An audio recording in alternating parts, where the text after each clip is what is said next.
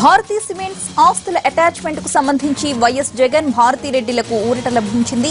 ఆస్తుల జప్తుపై appellate authority నిర్ణయం తీసుకునే వరకు స్టే కొనసాగించాలని ఆదేశించింది హైకోర్టు. దీనికి సంబంధించి మనం న్యూస్ చూస్తూ ఉన్నాం. ఆస్తుల జప్తుపై అప్పీలేట్ ఒక నిర్ణయానికి వచ్చింది. 749 కోట్ల రూపాయల విలువైన స్థిర చర ఆస్తులపై జప్తుపై స్టే కొనసాగించాలంటూ ఈడీకి ఆదేశాలు జారీ చేసింది.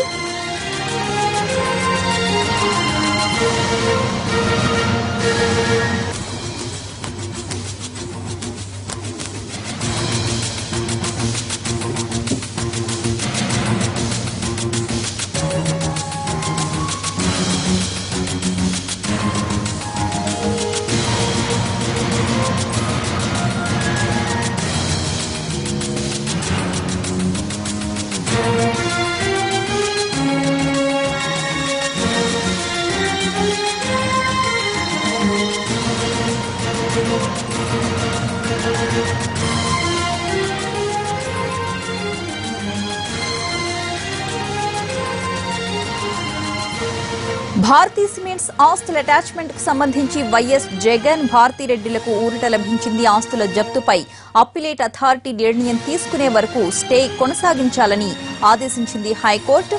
భారతీ సిమెంట్స్ కు చెందిన 749 కోట్ల రూపాయల స్థిర చర ఆస్తులను ఈడీ అటాచ్ చేసింది. దీంట్లో 179 కోట్ల రూపాయల విలువైన షేర్లు కూడా ఉన్నాయి.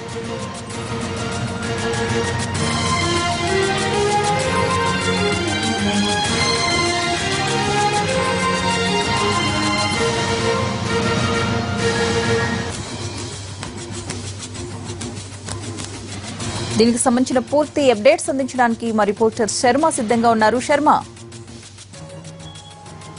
వైఎస్ జగన్ వైఎస్ భారతీయులకు హైకోర్టులో ఊరట లభించింది.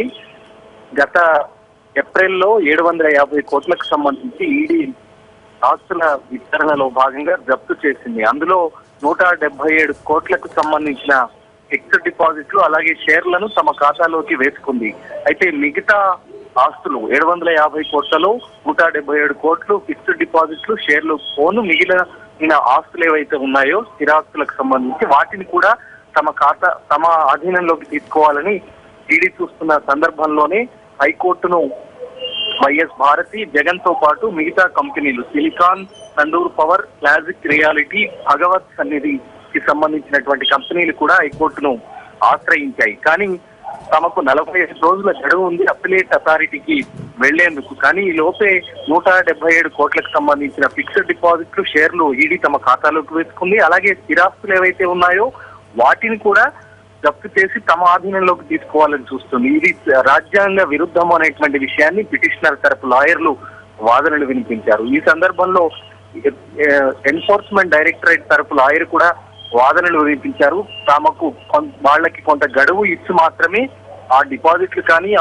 అవన్నిటిని కూడా తమ ఖాతాలోకి వేసుకున్నామని చెప్పారు. కానీ ఈడీ వాదనను మాత్రం అనుమతించలేదు.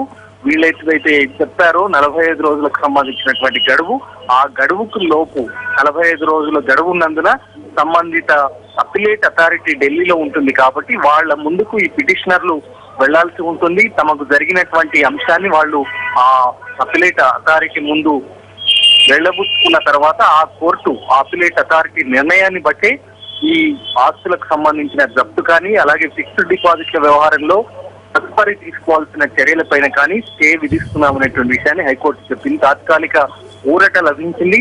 అప్పటి వరకు దీనిపైన ఈడీకి సంబంధించి ఎలాంటి హక్కు ఉండదు. జప్తుకు సంబంధించినటువంటి వ్యవహారంలో ఎలాంటి హక్కు ఉండదు. స్టే అయితే కొనసాగుతుంది. అప్పీలేట్ నిర్ణయం తర్వాత ఆ ఇచ్చినటువంటి నిర్ణయం మేరకు ఈడీ వ్యవహరించాలని చెప్పి హైకోర్టు ఆదేశించింది. Right, thank you Sharma.